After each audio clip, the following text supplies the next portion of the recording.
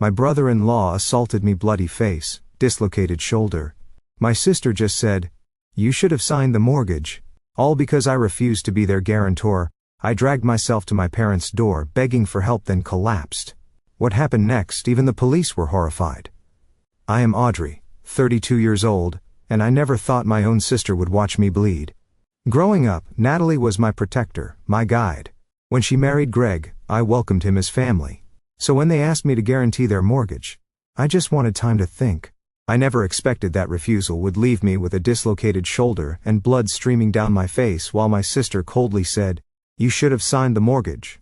Before I share my story, please tell me where you are watching from. Hit like and subscribe if you have ever had to choose between family loyalty and self-protection. Natalie and I grew up in a modest neighborhood in Michigan, with 5 years separating us. As the older sister, she always looked out for me on the playground, helped me with homework, and chased away anyone who dared to tease me. Our parents worked hard to provide for us, but were never wealthy. Dad was a high school teacher who taught economics, and Mom worked as a nurse at the local hospital. They instilled in us strong family values, the importance of education, and smart financial habits. Always have 6 months of expenses saved, Dad would remind us while helping us set up our first bank accounts. And never risk more than you can afford to lose. Those lessons sank deep into my psyche, while Natalie was always a bit more carefree with money. Despite our different approaches to finances, we remained incredibly close through our teenage years. I admired her confidence, and how she seemed to navigate social situations with ease, while I was more reserved. When she left for college, I cried for days, missing our late-night talks and her protective presence.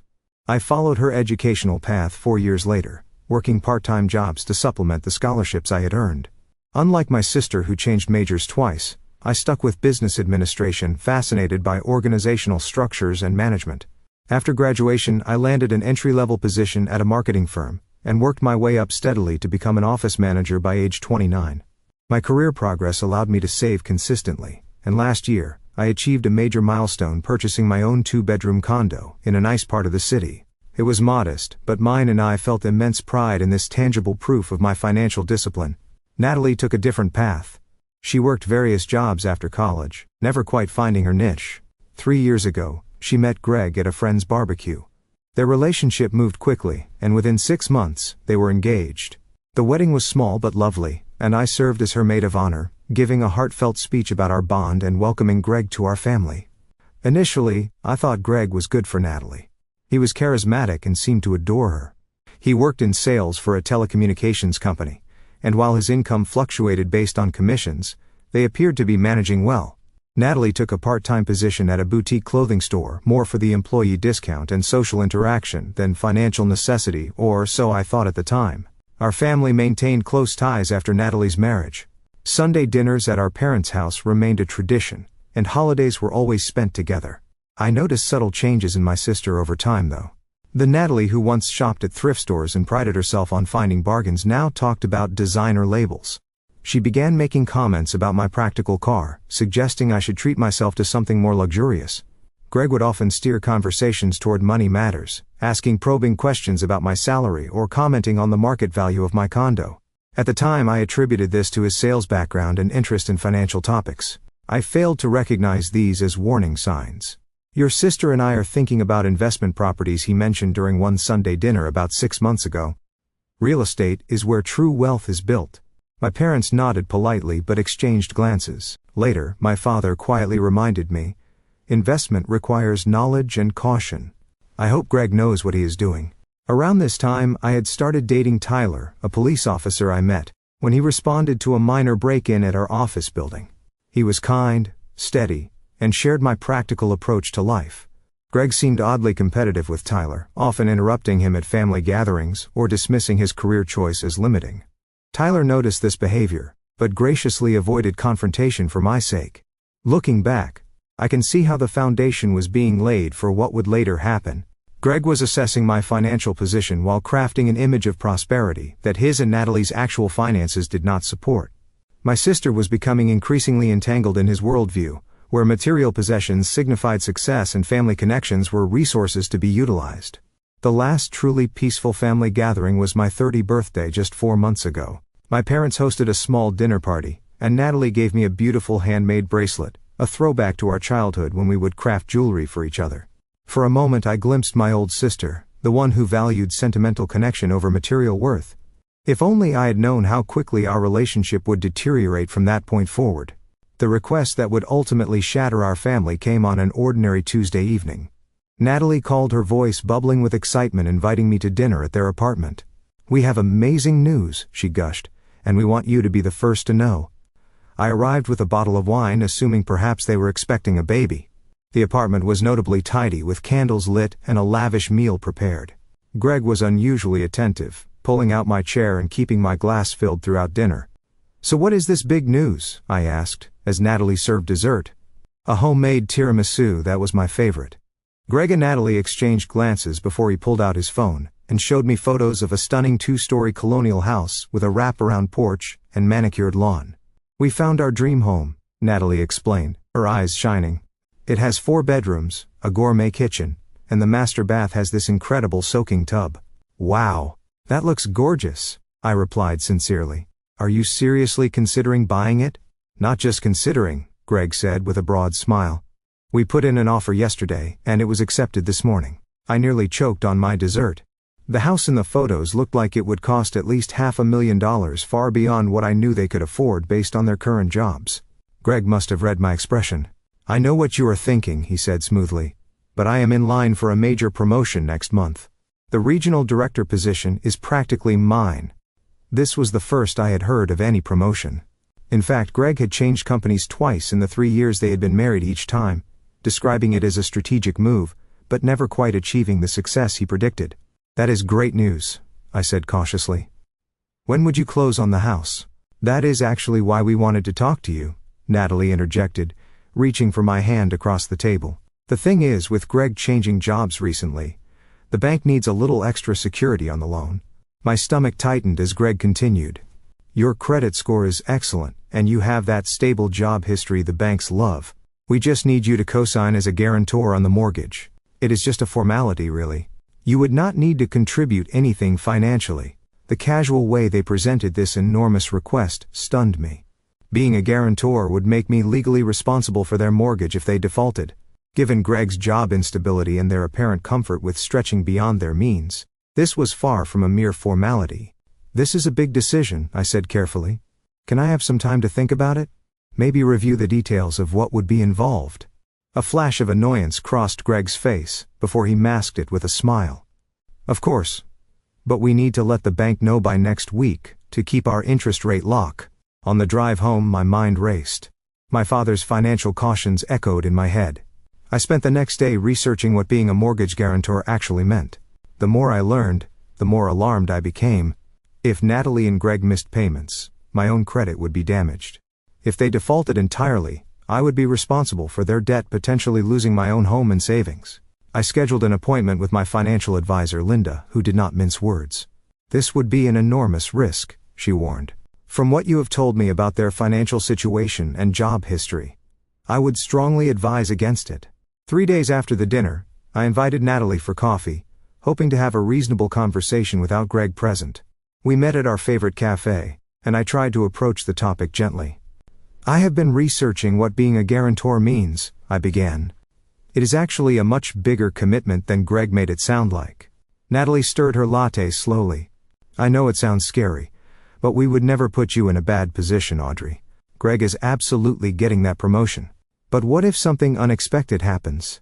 What if the promotion does not come through, or one of you has a health issue?" I asked. "I just need to understand the contingency plan." "There you go again, always planning for the worst," she sighed. "Cannot you just trust us?" "Trust me. This house means everything to us, starting our family." "I do trust you," I assured her. "But this is business, and mixing family with major financial commitments can get complicated. Maybe there are other options, like waiting a few months until Greg has actually secured the promotion." Disappointment clouded her face, but she nodded. "I understand your concerns. Let me talk to Greg about alternatives." I thought the conversation had gone well, but that evening, my phone buzzed with a text from Greg. "Natalie told me about your concerns. Thought you would support your sister's happiness. Guess blood isn't as thick as water after all." The passive-aggressive message was just the beginning. When we gathered at our parents' house that Sunday, Greg was noticeably cold, offering only curt responses when I spoke. Natalie seemed caught in the middle, trying to maintain normal conversation while exchanging anxious glances with her husband. During dinner, I attempted to explain my position logically to both of them, suggesting alternatives like a smaller starter home or waiting until their financial situation was more stable. "We have done the math," Greg said sharply. "We can afford this house. We just need your signature to satisfy the bank's red tape." "If you have done the math, then surely you can show me the budget breakdown," I suggested. "That would help me feel more comfortable with the arrangement." "So now we need to prove ourselves to you." Greg's voice rose slightly. "Your sister is not enough of a guarantee for you." My parents exchanged concerned glances. Dad cleared his throat. "Financial decisions should never be rushed. Maybe all of you need more time to consider options." "There is no time," Greg snapped. "The housing market is competitive, and this opportunity will not wait." As the evening ended, Natalie hugged me stiffly. "I thought I could count on you," she whispered, and the hurt in her voice pierced me deeply. My mother walked me to my car later. "Be careful, Audrey," she advised. "Your father and I have noticed Greg can be intense about getting his way. Whatever you decide, make sure it is what you truly believe is right." That night, I called Tyler and explained the situation. His concern was immediate. "Audrey, this raises some red flags," he said. "Financial entanglement is often the first step in controlling relationships. Just be careful, okay? And remember, saying no to something that makes you uncomfortable is not the same as saying no to your sister." His words strengthened my resolve. I needed to protect myself while trying to preserve my relationship with Natalie. Little did I know how impossible that balance would become. 2 weeks passed with an uncomfortable silence between Natalie and me. I tried reaching out several times, suggesting lunch or our usual weekend shopping trips, but received only brief non-committal responses. Then, on a Tuesday morning, my cell phone rang while I was preparing for a staff meeting. "Audrey, it is me." Natalie's voice sounded strained. "The bank needs an answer by Friday. Greg and I have been patient, but we need to know if you are going to help us or not. I have given this a lot of thought," I began carefully, "and I just do not think I can take on that level of financial risk right now." "Risk? What risk?" Her tone sharpened. "This is not about risk, Audrey. This is about family loyalty. Remember when I loaned you $300 for your car repair in college? I did not ask questions or worry about risk. The comparison between a small short-term loan and a 30-year mortgage guarantee was so absurd that I was momentarily speechless." Before I could formulate a response, Natalie continued, "Mom and Dad are disappointed too. They raised us to support each other." This surprised me. "Have they said that to you directly?" "They did not have to. It is obvious how family is supposed to work," she retorted. "Greg says your boyfriend is probably poisoning you against us. Tyler has never liked Greg." The conversation deteriorated further, ending with Natalie in tears, and me feeling both guilty and manipulated. I called my parents immediately after, and as I suspected, they had never expressed disappointment in my decision. In fact, they had told Natalie and Greg to respect my choice. The next escalation came without warning. 2 days later, while I was conducting interviews for a new administrative assistant position, the receptionist called to say I had visitors. Stepping into the lobby, I found Natalie and Greg waiting, both dressed formally as though coming from a business meeting. "We need to talk to you," Greg stated firmly. "It cannot wait." Acutely aware of my professional environment, I led them to a small conference room. "I am in the middle of interviews today. What is so urgent?" Greg placed a folder on the table. "We brought the mortgage paperwork. All we need is your signature, and we can stop bothering you about this." I told Natalie my decision, I said, trying to keep my voice level. "I am sorry, but it has not changed." Greg's face hardened. "Do you have any idea what this house means to us, to your sister? This is our future, our family we are talking about. I understand that. But there are other houses. Other options that would not require a guarantor. We do not want other options." His voice rose enough that I glanced anxiously at the door, hoping my colleagues could not hear. "This is the house we want. The neighborhood we need to be in for our future kids. Are you really going to deny your future nieces and nephews a safe place to grow up?" The emotional manipulation was blatant now. Natalie sat silently, letting Greg lead the attack. When she finally spoke, her words shocked me. "If you cannot do this one thing for me, Audrey, then maybe we need to reevaluate our relationship. Sisters are supposed to be there for each other no matter what." I felt physically ill. "Natalie, this is not about not wanting to help you.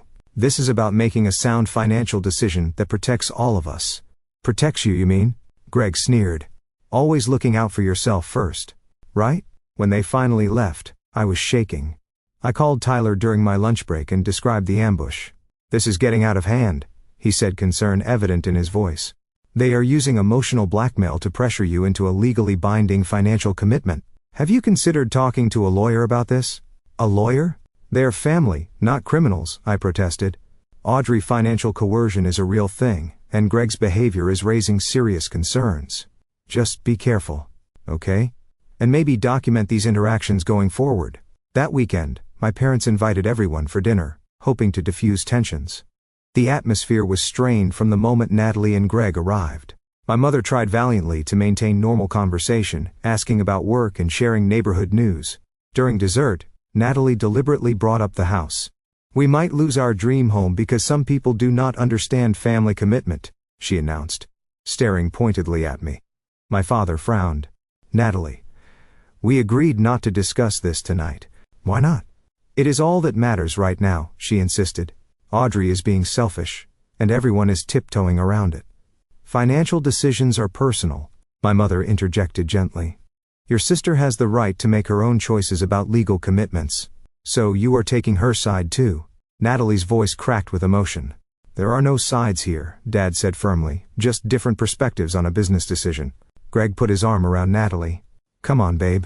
It is clear where everyone stands. Your sister has her precious financial security, and we lose our future.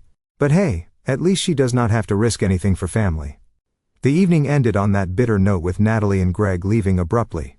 As they drove away, my mother squeezed my hand. Stay strong, sweetheart. This is not really about the house. There is something else going on with them. Her intuition proved correct. The following week, I began receiving strange calls about credit checks I had not authorized. My bank contacted me about unusual activity on my accounts. Someone had been attempting to access my financial information, making me wonder if Greg was trying to gather leverage. My anxiety built to the point where I was having trouble sleeping. Tyler noticed the toll it was taking and suggested I take additional security measures, including changing all my passwords and setting up fraud alerts. This is not normal family disagreement anymore, he warned. Greg is showing signs of financial desperation, which can be dangerous. Seeking clarity, I scheduled another appointment with my financial advisor. Linda had access to industry databases, and with my permission, conducted a deeper investigation. Audrey, there are some serious red flags here, she said gravely during our meeting. Greg has significant undisclosed debt. There are multiple maxed-out credit cards, a personal loan in collections, and a previous mortgage default from before his marriage to your sister. If you were to become their guarantor, you would be taking on far more risk than you realize. This information stunned me. Did Natalie know about Greg's financial history? Was this why they were so desperate for my guarantee? Either my sister was being deceived by her husband, or she was complicit in hiding this information from me. Armed with this knowledge, I made the final decision to refuse the guarantor request. I spent an evening preparing an information packet for Natalie and Greg, including alternative financing options listings for more affordable homes in nice neighborhoods and resources for first-time home buyer programs that might work for their situation. I truly believe that by offering solutions rather than just rejection, I could preserve my relationship with my sister while protecting myself financially. It was an approach born of hope and familial love, but it severely underestimated the desperation driving Greg's behavior, and the extent to which Natalie had surrendered her independent judgment to her husband. It was a quiet Thursday evening when everything exploded. I had just finished preparing the information packet for Natalie and Greg, organizing it in a professional folder with tab sections and highlighted options. The material included alternatives to having a guarantor such as first-time homebuyer programs, listings for more affordable homes in safe neighborhoods, and contact information for mortgage brokers who specialized in challenging financial situations. I felt good about this approach. Instead of just saying no, I was offering constructive alternatives. Maybe this would help repair the growing rift with my sister while still maintaining my financial boundaries. I had even ordered delivery from Natalie's favorite Thai restaurant as I worked, thinking comfort food might help me relax after weeks of tension. At 9:30 in the evening, aggressive pounding on my door startled me. Through the peephole, I saw Greg's distorted face, his expression contorted with anger. Natalie stood behind him, her arms crossed tightly across her chest, looking tense. Audrey, open the door. We know you are in there, Greg shouted, pounding again. My heart raced as I considered my options. Not answering seemed impossible with the noise potentially disturbing my neighbors. Calling Tyler crossed my mind, but he was working a night shift and would not be able to respond immediately. Just a minute, I called quickly, texting my location to Tyler with a brief "Greg here, very angry" message, before opening the door with the security chain still engaged. What is going on? Why are you pounding on my door this late? Greg's face was flushed, his eyes bloodshot. Take off the chain, Audrey. We need to talk. It is pretty late. Can this wait until tomorrow? I actually have some information I was going to bring over to you guys this weekend. Tomorrow? Greg laughed bitterly. There is no tomorrow, the bank called. We lost the house because you were too selfish to help us. Before I could respond, he slammed his shoulder against the door with enough force to break the security chain. I stumbled backward as Greg pushed his way into my apartment, Natalie following behind him, looking pale but resolute. Greg, you need to leave right now, I said, trying to keep my voice steady while reaching for my phone. This is not okay. He snatched the phone from my hand and threw it across the room. Nothing about this is okay. Do you have any idea what you have done to us, to your sister? I did not do anything to you, I protested, backing away. I just could not take on the financial risk of being your guarantor, but I have been researching alternatives that might work better for your situation. I gestured toward the folder on my dining table. Greg followed my gaze, strode over, and flipped through its contents. Cheaper houses, first-time buyer programs. His voice dripped with contempt. You think we want your charity? Your condescending little solutions. He grabbed the folder and threw it against the wallpapers scattering across my living room floor. Greg? Please. Natalie finally spoke, but not to restrain him. Let us just go. She has made her choice. No. I want her to understand what she has done, Greg insisted, turning back to me. You know what the real estate agent told us today? That the sellers accepted another offer. Do you know why? Because they got tired of waiting for our financing to come through. Financing that would have been secured weeks ago if you had just signed the papers. His face was inches from mine, now spittle flying as he shouted. I could smell alcohol on his breath. I am sorry you lost the house, I said, trying to de-escalate the situation, but there will be other houses, better ones that you can afford without needing a guarantor. Afford? Greg's laugh was ugly. You think you know everything about our finances, about what we can afford? Actually, I do know some things. I said, my fear beginning to transform into anger. I know about the maxed out credit cards, Greg, and the personal loan and collections, and your previous mortgage default. The color drained from his face. You had no right to look into my financial history. I had every right when you were asking me to guarantee hundreds of thousands of dollars, I countered. Did Natalie know about all this?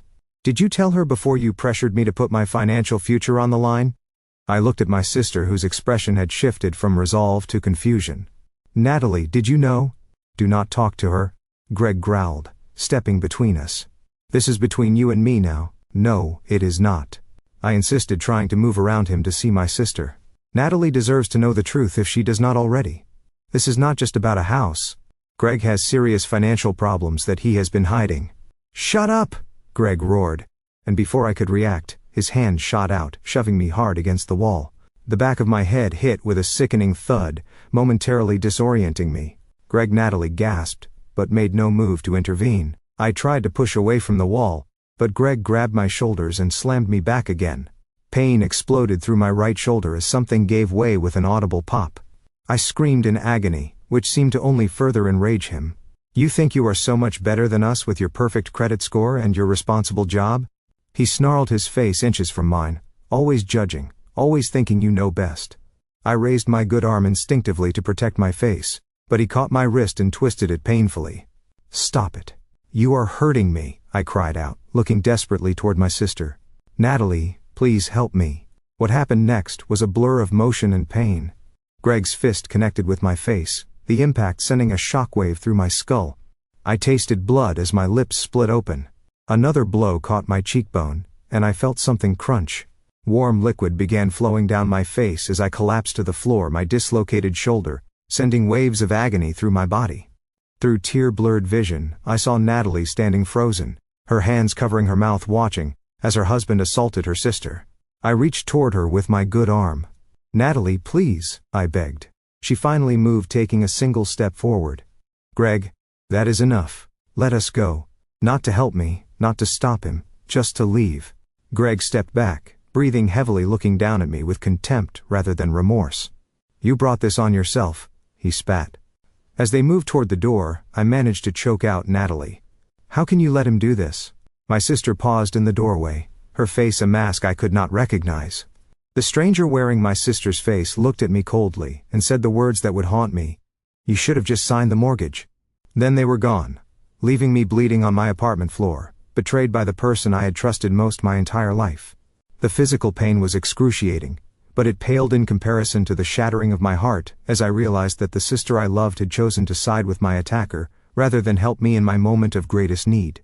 I do not know how long I lay on my apartment floor, drifting between shock and waves of pain. Blood from my face had formed a small puddle beside me, and every slight movement sent lightning bolts of agony through my dislocated shoulder. My phone lay shattered where Greg had thrown it, useless for calling help. Eventually, survival instinct overrode the pain. I needed medical attention. Using only my left arm, I managed to drag myself to a sitting position against the wall, fighting waves of dizziness and nausea. The apartment swam in and out of focus as I assessed my options. My neighbors were mostly young professionals who kept to themselves. Screaming for help might work, but I was not sure I could make enough noise in my condition. My landline had been disconnected months ago as I exclusively used my cell phone. The only viable option was to somehow get to my car and drive to my parents' house about 15 minutes away. Each movement was an exercise in agony as I crawled to where my purse had fallen during the attack. Finding my keys brought tears of relief. Getting to my feet nearly caused me to black out, and I had to lean against the wall for several minutes, breathing through clenched teeth until the spinning room stabilized. The journey from my second-floor apartment to the parking lot was a nightmare of pain and determination. I could only use the railing with my left hand, which meant descending sideways, one agonizing step at a time. Twice I nearly fell when my knees buckled. By the time I reached my car, my blouse was soaked with blood and sweat. Driving one-handed with a dislocated shoulder and possible concussion was dangerous, but I saw no alternative. I drove slowly, focusing intently on the road through my one eye that wasn't swelling shut. Each traffic light felt like an eternity. Every bump in the road sent fresh waves of pain through my body. I kept talking aloud to stay conscious. Almost there. Just a few more blocks. Stay awake. Keep driving. Almost there. The 15-minute drive took nearly 40 minutes as I navigated cautiously, fighting through pain and disorientation. When I finally turned onto my parents' street, relief nearly overwhelmed me. Their porch light was on, a beacon of safety in my darkest moment. I parked haphazardly in their driveway and staggered to their front door. My attempt to ring the doorbell turned into me slumping against the doorframe, my strength finally deserting me. I weakly knocked, leaving smears of blood on their white door. The porch light seemed to brighten painfully, and I heard my father's voice through the door. "Who is it?" "Dad," I managed to whisper. "It is me." The door swung open, and I will never forget the horror that transformed my parents' faces as they saw me. My mother's scream seemed to come from far away. "Audrey, oh my God, what happened to you?" My father's strong arms caught me as my legs finally gave out. "Greg," I said, my words slurring through swollen lips. "He attacked me." Natalie watched. That was all I managed before collapsing completely, the safety of my childhood home, allowing me to finally surrender to the pain and shock. I vaguely registered being lowered gently to the floor, as my mother frantically dialed 911. "My daughter has been assaulted," I heard her saying through tears. "She is bleeding badly, and her shoulder looks dislocated. Please, hurry." My father's voice was tight with rage and fear as he knelt beside me, carefully cradling my head. "Who did this, Audrey? Did you say Greg did this to you?" I tried to nod, which sent fresh pain shooting through my skull. "Mortgage," I mumbled, "because I wouldn't sign." "Dear God," my mother sobbed, joining us on the floor. Her face is barely recognizable. The wait for the ambulance felt eternal. My mother held a cold compress to my face while my father kept talking to me, trying to keep me conscious. The flashing lights of the emergency vehicles finally illuminated the room in pulses of red and blue. 2 police officers arrived with the paramedics. As the medical team began assessing my injuries, one officer knelt beside me. "Ma'am, can you tell me who did this to you?" His voice was gentle but professional. "Greg Walsh," I whispered. "My sister's husband." "And where did this happen?" "My apartment. About an hour ago." The officer's face hardened as he took in the extent of my injuries. "And you drove yourself here in this condition?" I managed a slight nod. "Jesus," he muttered before catching himself. "I mean, that shows incredible strength, ma'am. We will need a formal statement, but let us get you medical attention first." As the paramedics transferred me to a gurney, I heard the officer speaking quietly to his partner. "Call it in. Aggravated assault, possibly attempted murder given the extent of injuries. Suspect is Gregory Walsh, brother-in-law of victim." The ambulance ride was a blur of pain and medical terminology. 4 blood pressure dropping, possible orbital fracture, dislocated shoulder, concussion protocol. They gave me something for the pain that made the world soften around the edges, without completely removing me from it. In the emergency room, a team of medical professionals swarmed around me. X-rays confirmed the dislocated shoulder, and the procedure to reset it was excruciating despite medication. My face required multiple stitches, and the ophthalmologist expressed concern about potential damage to my right eye from the orbital bone fracture. Sometime during this medical whirlwind, Tyler appeared still in his police uniform, his face ashen as he took in my condition. He must have come straight from his shift after seeing my text. "Audrey," he choked, taking my hand gently. "I am so sorry. I got your message, but was handling an accident scene. By the time I was free and tried to call you, didn't answer. Not your fault." I managed through swollen lips. His professional demeanor cracked, and I saw tears in his eyes before he blinked them away. "The responding officers are colleagues of mine. They are already looking for Greg. Do you want me to step out while you give your statement, or would you like me to stay?" "Stay," I whispered. "Please stay." The detective who took my initial statement was compassionate but thorough, recording every detail of the attack. When I described Natalie's response and her parting words, his pen paused momentarily over his notepad. "Your sister witnessed the entire assault and did nothing to intervene or call for help?" "Yes." I confirmed the betrayal, still fresh and raw. "She watched, then left with him. My parents arrived at the hospital after giving their own statements about my condition when I reached their home. My father's face was tight with controlled fury. My mother streaked with tears. They spoke with the doctors, arranged for my overnight admission for observation due to the concussion, and assured me they would handle everything. As the pain medication finally pulled me towards sleep, I heard Tyler speaking quietly with my parents in the hospital room. "This goes beyond domestic dispute," he was saying. "The level of violence, the premeditation in going to her apartment, breaking in, essentially, we are looking at serious felony charges. And Natalie," my mother asked, her voice breaking, "our own daughter watched this happen and did nothing." "There may be charges for her as well," Tyler replied grimly. "At minimum, failure to report a crime, possibly accessory after the fact. How did we not see this coming?" My father's voice was hollow with guilt. How did we miss what kind of man he truly was? "Abusers are often skilled at presenting different faces to different people," Tyler explained gently. "And financial desperation can trigger violence in people with underlying control issues." Their voices faded as I drifted into a medicated sleep.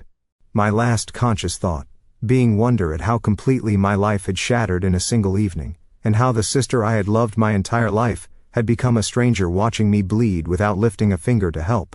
The morning after the assault brought harsh fluorescent lights, the sterile smell of hospital disinfectant, and the full reality of what had happened. My parents were already there when I awoke, my mother dozing in the visitor's chair, while my father stood at the window staring out with the rigid posture of a man containing volcanic rage. A nurse came in to check my vitals and change the dressing on my face. She held up a small mirror, and I hardly recognized the person staring back at me. My right eye was swollen, completely shut, surrounded by deep purple bruising that extended across my cheekbone. Stitches zigzagged across my eyebrow and upper lip. My face was so distorted by swelling that I looked like a grotesque caricature of myself. "The swelling will go down significantly over the next few days," the nurse assured me kindly, and the plastic surgeon did an excellent job with the stitches. "The scars should be minimal." Scars. I would have scars from this. Physical reminders of my sister's betrayal that I would see every time I looked in a mirror. The thought brought fresh tears which stung the cuts on my face. 2 police officers arrived mid-morning, neither of them Tyler, to avoid any conflict of interest given our relationship. One introduced herself as Detective Sarah Martinez, a member of the Domestic Violence Unit. Her partner, Officer Jenkins, had kind eyes that contrasted with his imposing physical presence. "Miss Moore, I know this is difficult, but we need to take your formal statement about what happened last night." Detective Martinez explained. "We will need to photograph your injuries as well, if that is all right." For the next hour, I recounted every detail of the attack from the moment Greg pounded on my door to Natalie's final devastating comment before they left me bleeding on the floor. Officer Jenkins documented my injuries with a camera, his jaw tightening as he photographed the extensive bruising on my shoulder and face. "Have they found Greg yet?" I asked when they had finished. Detective Martinez shook her head. "Not yet. But we have officers at their apartment and your sister's workplace. There is an alert out for his vehicle. We will find him." "And my sister?" The officers exchanged glances. "We would like to speak with her as well. Her role in this incident needs clarification." After they left, my father finally spoke. "The locksmith is changing your apartment locks today. You will stay with us when you are released until we figure out something more permanent." "Dad, I cannot impose on you and Mom like that." "This is not a discussion, Audrey," he said firmly. "That man knows where you live. Until he is in custody, you are not staying alone." His protectiveness nearly broke me. Where was this protection when I was being beaten? Why had Natalie not shown even a fraction of this concern? The next few days passed in a blur of medical evaluations, pain management, and official paperwork. I was released from the hospital with my arm in a sling, prescriptions for pain medication and antibiotics, and instructions for concussion recovery. The prosecutor's office contacted me about pressing charges, making it clear that given the severity of the assault, they would proceed regardless of whether I wanted to or not. "This level of violence cannot go unanswered," the assistant district attorney explained during her hospital visit. "The state has an interest in prosecuting violent offenders, regardless of family connections." On my third day home at my parents' house, the police finally apprehended Greg at a motel 30 miles outside of town. Natalie was with him. The news brought conflicting emotions, relief that he was in custody but fresh pain at the confirmation that my sister had chosen to flee with my attacker, rather than check if I was even alive. The preliminary hearing was scheduled for the following week. In the meantime, I filed for a restraining order against both Greg and, with tremendous heartache, Natalie. The court granted it immediately based on the police report and medical documentation. My colleagues at work were incredibly supportive, arranging for me to work remotely during my recovery. Friends I had not spoken to in months rallied around me, dropping off meals and offering rides to medical appointments. Tyler spent every free moment by my side, his steady presence, a balm to my shattered sense of security. The night before the preliminary hearing, my mother received a call from Natalie. She put it on speakerphone so my father and I could hear. "Mom, this has all gone too far." Natalie's voice sounded thin and desperate. "Greg made a mistake, but Audrey is blowing this out of proportion. She needs to drop these charges." My father made a strangled sound of disbelief. My mother's voice was ice cold when she responded, "A mistake? Your husband broke into your sister's home and beat her so severely she needed to be hospitalized. She drove herself to our house with a concussion and dislocated shoulder because you left her bleeding on the floor." "You do not understand," Natalie pleaded. "Greg has lost his job over this. We could lose everything. And Audrey could have lost her life," my father erupted. "Have you seen what he did to her face, to her body? Your sister may have permanent damage to her eye socket." "I know it looks bad," Natalie admitted. "But if she drops the charges, Greg will get anger management counseling." Natalie, listen to me carefully. Your husband committed a serious crime. He belongs in jail. If you continue to support him after what he did, you are no daughter of mine." The silence that followed was deafening. When Natalie finally spoke, her voice was cold. "I see who you have chosen. Do not expect to hear from us again, unless Audrey comes to her senses." The line went dead, leaving us sitting in stunned silence. My mother's hands shook as she placed the phone down. My father wrapped his arm around her shoulders as she began to sob. "How did we raise a daughter who could be so cruel?" she whispered. "Where did we go wrong with her?" "This is not your fault," I said, reaching for her hand across the table. "Greg has been manipulating her for years. We just did not see it clearly until now." The preliminary hearing the next day was my first time seeing Greg and Natalie since the attack. Entering the courtroom with Tyler and my parents flanking me protectively, I felt physically ill at the sight of them. Greg sat beside his attorney in a suit that seemed deliberately too large, perhaps, to make him appear smaller and less threatening. Natalie sat directly behind him, her face a mask of resentment. When the bailiff read the charges, the gravity of the situation seemed to finally register on Greg's face: aggravated assault, breaking and entering, criminal threatening, and attempted coercion. His attorney entered a not guilty plea requesting bail, despite the prosecutor's argument that Greg posed a flight risk and danger to the community. The judge set bail at $100,000 with strict conditions, including GPS monitoring and explicit orders to have no contact with me or my family. As Greg was led away to process the bail requirements, Natalie caught my eye across the courtroom. There was no remorse in her gaze, only cold accusation, as though I were the one who had destroyed the family. Outside the courthouse, reporters had gathered, alerted to the case by police records. My father shielded me from their cameras while Tyler helped me into the car. The local news that evening featured my bruised face as evidence of the violence that had erupted over what they called a family financial dispute. Over the following weeks, as my physical injuries began to heal, the emotional trauma intensified. I started seeing a therapist who specialized in both physical trauma and family betrayal. She diagnosed me with post-traumatic stress disorder, explaining that the betrayal by my sister had compounded the trauma of the physical attack. When someone we trust implicitly harms us or allows harm to come to us, it damages our fundamental ability to feel safe in the world, she explained. The recovery process involves not just healing from the event itself, but rebuilding your sense of safety and trust. Greg's attorney approached my lawyer with a plea offer. Greg would plead guilty to a lesser charge of simple assault if I agreed to make no victim impact statement. I refused immediately. The full truth needed to be on record, not just for my own healing, but to ensure that Greg faced appropriate consequences for his actions. As the trial date approached, the pressure from Natalie intensified. She sent letters to our parents claiming I was destroying their family over one bad moment. She attempted to contact my friends, painting me as vindictive and exaggerating my injuries. When these efforts failed, she showed up at my parents' house late one night, hysterical and demanding to see me. My father called the police, reporting her for violating the restraining order. When the officers arrived, they found Natalie pounding on the door, screaming that I had ruined her life. Her arrest for violating the protective order was the final fracture in our already splintered family. The trial itself was mercifully brief. The evidence was overwhelming. My medical records, photographs of my injuries, my testimony, and most damning of all, security footage from my apartment building's hallway showing Greg breaking in and Natalie following him without coercion. The prosecutor also presented evidence of Greg's financial deception, including documentation of the hidden debt and previous mortgage default that had triggered his desperate attempt to secure my guarantee. When it was my turn to testify, I looked directly at Greg as I described the attack in detail. Then I turned to where Natalie sat and recounted her final words to me as I lay bleeding. "You should have just signed the mortgage." The courtroom fell silent at this revelation of callousness. Greg's attorney attempted to paint the incident as a momentary loss of control by an otherwise upstanding citizen under financial stress. The strategy failed spectacularly when the prosecution presented evidence of Greg's previous anger incidents that had never been reported to police. The jury deliberated for less than 3 hours before returning a guilty verdict on all counts. At the sentencing hearing 2 weeks later, the judge did not mince words. "Mr. Walsh, you committed a brutal assault against a family member who simply refused to put herself in financial jeopardy for your benefit. You have shown no genuine remorse, and the court is particularly disturbed by your attempt to minimize your actions. The court sentences you to 8 years in state prison."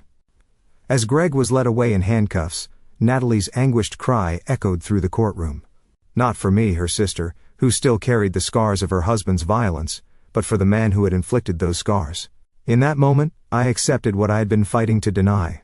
The sister I had loved was gone, replaced by someone I no longer knew or wanted in my life. Outside the courthouse, surrounded by my parents, Tyler, and friends who had supported me throughout the ordeal, I faced the reporters' cameras with my head held high, my scars visible, a testament to both violence endured and justice achieved. 6 months after the sentencing, physical therapy had restored most of the function in my shoulder. Though certain movements still triggered twinges of pain, the plastic surgeon had done remarkable work minimizing the facial scarring. But a thin white line above my right eyebrow and another at the corner of my lip remained visible reminders of that night. The deeper scars, the ones nobody could see, were healing more slowly. My parents had helped me find a new apartment in a secure building with 24-hour security and no public access to resident floors. I had initially resisted such extreme measures, not wanting to live in fear, but my therapist helped me understand the difference between fear and prudent caution. "Creating physical safety is an essential part of your healing journey," she explained during one of our weekly sessions. "It is not about living in fear, but about respecting your body's need for security while your mind processes the trauma." The nightmares had decreased from nightly occurrences to perhaps once a week. I no longer jumped at every unexpected knock or flinched when someone raised their voice in excitement. These were small victories hard-won through consistent therapy and the unwavering support of those around me. Tyler had been my rock throughout the recovery process, never pushing, but always present. Our relationship had deepened through the crisis, his patience and understanding creating a safe space for my healing. When he surprised me with a weekend getaway to a lakeside cabin 3 months after the trial, I found myself able to truly relax for the first time since the attack. "I am proud of you," he said, as we sat watching the sunset over the water, "not just for surviving, but for how you have handled everything. Your strength amazes me every day." My career had become another anchor in my recovery. 2 months after the trial, I received an unexpected promotion to Operations Director, a position that came with both greater responsibility and flexibility to continue my therapy appointments. My colleagues who had rallied around me during the darkest days celebrated this professional advancement as another step in my journey forward. Natalie remained a complicated absence in my life. After Greg's sentencing, she had moved in with a friend, unable to maintain the apartment on her part-time income alone. According to my mother, who maintained minimal contact with her, Natalie had finally filed for divorce 3 months into Greg's sentence, when the reality of their financial situation became impossible to ignore. One rainy Tuesday afternoon, I received a letter with her handwriting on the envelope. For several minutes I simply held it, uncertain whether opening it would represent progress or setback in my healing. Eventually, curiosity won out. "Audrey," the letter began, "I do not expect forgiveness. I do not even know if I deserve to ask for it, but I need you to know that I am getting help now. My therapist says I was in an emotionally abusive relationship that distorted my thinking and loyalties. That is not an excuse for what I did or failed to do that night. Nothing can excuse that. I just wanted you to know that I'm trying to understand how I became someone who could watch her sister be hurt and do nothing. If you ever want to talk, I would welcome it. If not, I understand. Either way, I am sorry. Natalie." The letter stirred complicated emotions. Part of me wanted to dismiss it as too little too late. Another part recognized the courage it took to acknowledge such a profound moral failure. I showed it to my therapist during our next session. "How does this letter make you feel?" she asked after reading it. "Confused," I admitted. "Part of me wants to believe she is genuinely sorry that the sister I grew up with is still in there somewhere. But I also do not know if I can ever trust her again, or if I even want to try. Reconciliation is not an obligation," she reminded me. "It is a choice, and one that should be made based on what supports your healing, not on family expectations or guilt. Whatever you decide, it should be on your timeline, not hers." I decided not to respond, immediately giving myself permission to sit with the complexity of my feelings without forcing a resolution. This was one of many new boundaries I was learning to establish in my life. My parents had their own healing journey. The fracture in their family had left them questioning their parenting, their values, even their understanding of their own children. They had started attending a support group for parents of adult children in crisis, finding solace in shared experiences and wisdom. We always thought family meant supporting each other, no matter what, my father reflected during a quiet dinner at their house. Now we understand that true support sometimes means holding people accountable even when it hurts. My mother reached across the table to squeeze my hand. "We will always regret not seeing the warning signs with Greg, but we are so proud of how you have handled this, Audrey. You showed us what real strength looks like." As my confidence rebuilt, I found myself drawn to sharing what I had learned. 6 months after the trial, I approached the local community college about hosting a financial education workshop specifically designed for women. The focus was on financial independence as a form of self-protection, covering everything from building emergency funds to understanding the legal implications of co-signed loans and joint accounts. The first workshop drew 30 participants. By the third monthly session, we had to move to a larger venue to accommodate over 70 women. Some came from the local domestic violence shelter, others were students or working professionals. The common thread was a desire for financial knowledge as a pathway to security and independence. Tyler attended the fourth workshop, sitting quietly in the back of the room. Afterward, as I gathered my materials, he approached with a small velvet box in his hand. "I was going to plan some elaborate proposal," he said, his voice uncharacteristically nervous. "But watching you tonight, seeing how you have transformed your pain into purpose, I could not wait another day to ask you to share your life with me." The ring was simple and elegant, a single diamond in a classic setting. It represented everything I had come to value: clarity, strength, and enduring beauty that emerges from pressure. My immediate instinct was to say yes, but I paused, honoring the promise I had made to myself about making deliberate rather than reactive decisions. "Can I think about it?" I asked gently. "Not because I do not love you, but because I want to be sure I am saying yes for the right reasons, not from fear or dependency." His smile was tender with understanding. "Take all the time you need. The question will still be here when you are ready to answer." 2 weeks later, after deep reflection and a candid discussion with my therapist about healthy versus reactive relationship choices, I gave him my answer over dinner at my new apartment. The yes came not from fear or need, but from a place of strength and genuine choice. As spring turned to summer, I found myself volunteering at the same domestic violence shelter, whose residents had attended my workshops. Once a week I sat with women whose stories echoed aspects of my own offering, not just practical advice, but living proof that survival and rebuilding were possible. The hardest lesson I learned, I told a group during one session, was that family is not defined by blood or obligation. True family consists of people who protect rather than endanger you, who respect your boundaries rather than demand their violation, who value your well-being as much as their own desires. 1 year to the day after the attack, I stood before the bathroom mirror and really looked at my scars. The physical marks had faded significantly, though they would never disappear completely. I traced the line above my eyebrow gently, no longer seeing it as a mark of victimhood, but as evidence of survival. That evening, Tyler and I hosted a small dinner party at my apartment, a deliberate reclaiming of space that had once been violated. My parents were there along with close friends and colleagues who had supported my recovery. Conspicuously absent was Natalie, though I had finally responded to her letter the week before, suggesting we meet for coffee someday soon. A small opening toward whatever new relationship might be possible. As we raised glasses in a toast, I looked around at these people who had become my chosen family, who had demonstrated through actions, rather than mere words, what love and support truly meant. The journey had been brutal. The losses profound, but standing there surrounded by genuine connection, I recognized the precious wisdom that had emerged from trauma to boundaries that protect, courage that rebuilds, and love that respects. I offered as a toast. And to all of you who showed me what true family means. Later, as guests departed and Tyler helped clean up, he asked if I was okay, noticing my momentary quiet reflection. "I am more than okay," I realized aloud. For the first time since it happened, I feel genuinely at peace. Not because everything is perfect or because all wounds are healed, but because I know now that I can trust myself to protect what matters, to choose wisely, and to rebuild no matter what falls apart. Have you ever had to choose between family expectations and your own well-being? Thank you for listening. Take care, good luck.